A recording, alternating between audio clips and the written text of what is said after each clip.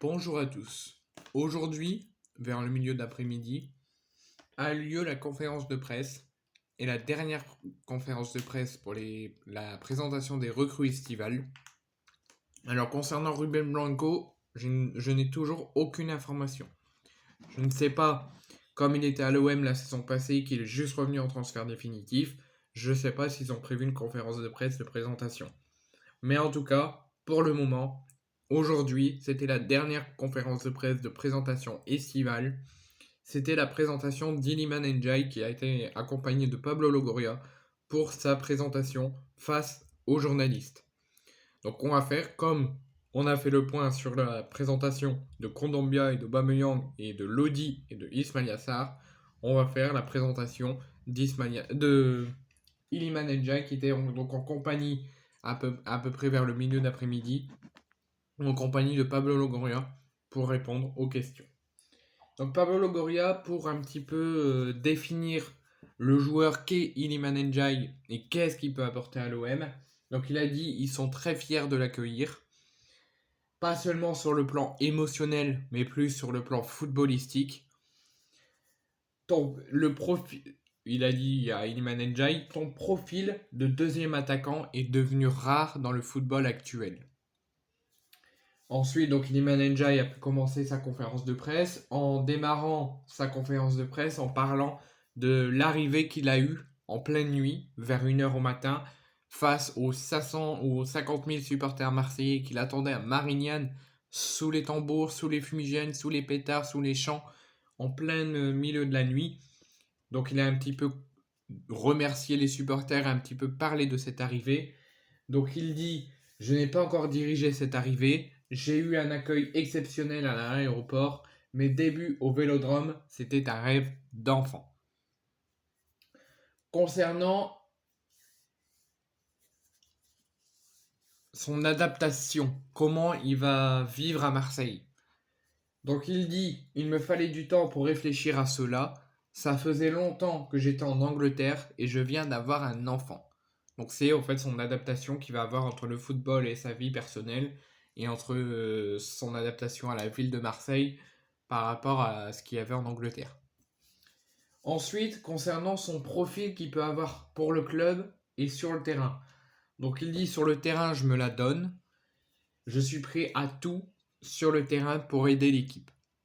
On voit, déjà, si on voit l'envie d'aider l'équipe et de montrer ce qu'il vaut, ça annonce que du bien. Ensuite, concernant le championnat de France de Ligue 1, par rapport au championnat d'Angleterre qu'il jouait à Sheffield. Donc il nous dit, en étant Marseillais, il faut avoir la mentalité de gagner tous les matchs. Ensuite, concernant ce qui peut arriver durant la saison, son association qu'il peut avoir avec Ismail Assar. Qu'est-ce qu'il en pense? Qu'est-ce qu'il croit que ça va apporter? Il dit, on a déjà joué ensemble, parce qu'ils sont sénégalais tous les deux, ils ont déjà formé un duo ensemble en sélection au Sénégal. On forme un bon duo, mais à Marseille, je ne jouerai pas avec lui, qu'avec lui, mais avec toute l'équipe. Donc vraiment, il prend pas tout pour lui. Il pense pas qu'à lui, ou il pense pas qu'à son duo avec Ismail Yassar.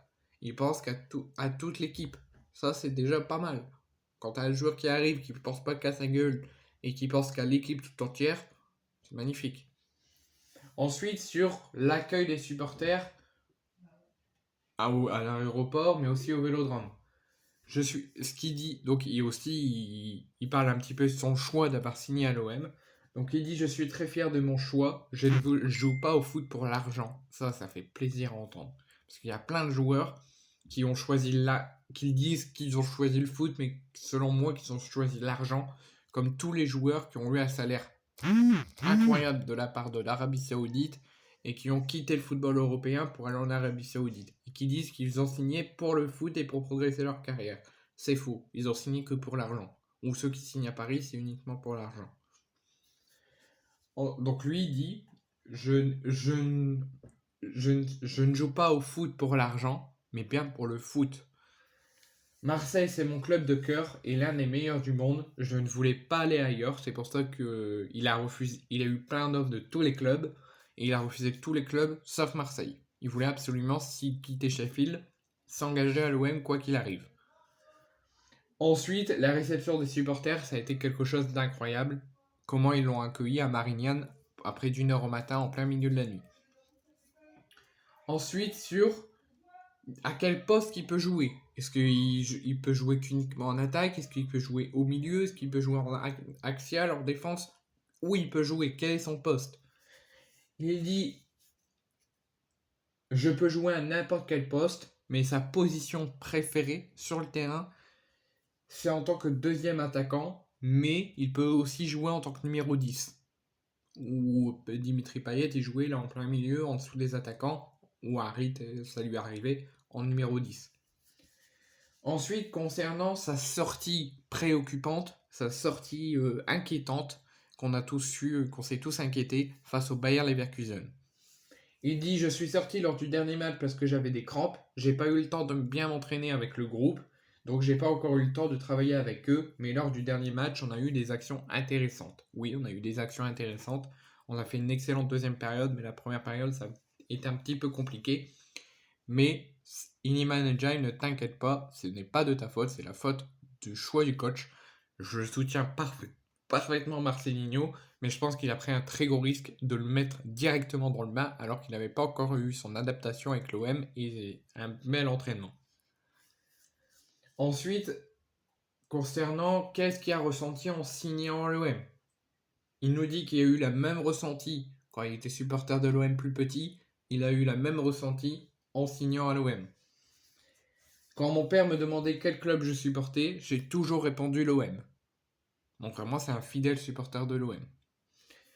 Ensuite, sur la vidéo de présentation que l'OM a fait de lui à la gare Saint-Charles à Marseille. Mon père avait tout le temps la caméra sur lui. Je revenais de la tête et il filmait tout ce qu'il se passait.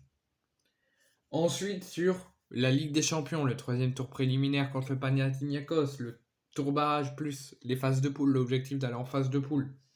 On n'aura pas de pression, on joue à l'OM pour gagner des matchs. Il faudra faire le taf comme on sait faire. Ensuite, sur son adaptation à l'OM. C'est ses dernières paroles avant quelques paroles de Longoria concernant la suite du mercato et l'avenir de Mbemba, Vitinha et Sanchez. Ensuite, donc il dit sur son adaptation, en tant que joueur de foot, c'est normal de penser à gagner à des titres individuels, mais il faut toujours penser collectif.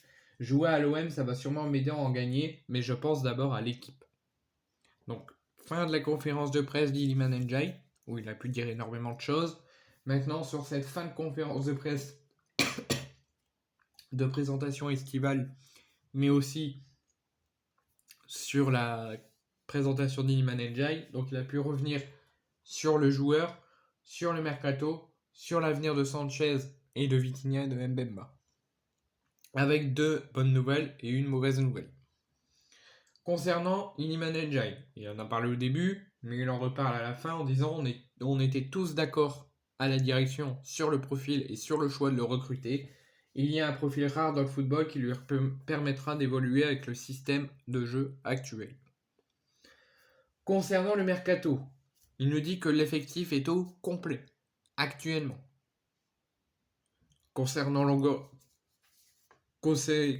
connaissant Longoria, il nous dit que le mercato est au complet, qu'on ne devrait pas avoir d'autres recrues, mais on peut y croire, on aura certainement d'autres recrues. Moi, j'en suis sûr. Si on n'en a pas, c'est bien dommage, on aurait aimé en avoir peut-être un ou deux de plus, mais pour l'instant, selon Longoria, l'effectif est au complet. Il ne nous dit pas s'il y aura d'autres recrues, s'il y aura d'autres départs, mais en tout cas, l'effectif pour l'instant est au complet. Concernant l'avenir d'Alexis Sanchez, il nous dit, il n'a quasiment rien dit, il a juste dit j'ai tout dit la semaine dernière. Et ensuite, il a parlé du mercato, comme quoi l'effectif était au complet actuellement. Mais pour moi, personnellement, je pense qu'on aura d'autres recrues. Je pense. Pas plus que 2. Ensuite, concernant l'avenir de Vitinha, il nous dit clairement que Vitinha va bel et bien rester à l'Olympique de Marseille la saison prochaine. Il ne partira pas cet été ni à l'hiver. Il sera encore à l'OM au démarrage de la saison prochaine, le week-end prochain. Il nous dit il n'est pas sur le marché, il a fait une bonne entrée contre les Leverkusen. Donc il nous dit clairement qu'il va rester à l'OM, que toutes les rumeurs qu'il envoie en prêt en Allemagne, tout ça c'est faux, il va rester à l'OM. De même, c'est la deuxième bonne nouvelle que Chancel Mbemba. Plein de rumeurs disent qu'il va partir alors qu'il va rester. Il nous l'a confirmé. Donc Vitinha va rester et ce sera la même chose pour Chancel Mbemba. Il y a eu des offres cet été. Longoria ne nous cache pas que quelques clubs sont venus au renseignement pour l'avoir. Il nous dit clairement qu'il y a eu des offres sur la table cet été, mais on s'est tous mis d'accord avec le joueur, avec son entourage, avec les clubs qui se sont intéressés et la direction qui ne partira pas cet été, qu'il restera au club cette saison.